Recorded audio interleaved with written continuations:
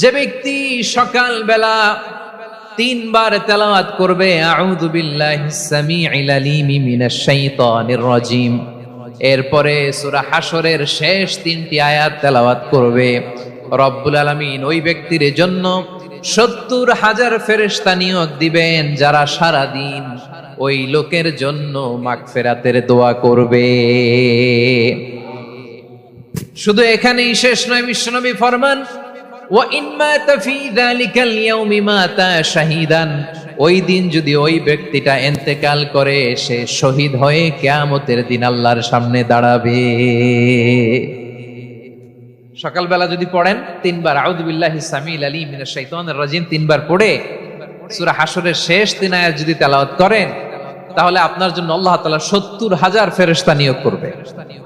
সারা দিন তারা আপনার জন্য মাগফিরাতের দোয়া করবে, আর ওই দিন ইন্তেকাল করলে আল্লাহ তাআলা শহীদ হিসেবে আপনাকে কিয়ামতের দিন দাঁড় করাবে। সুবহানাল্লাহ, এত আস্তে।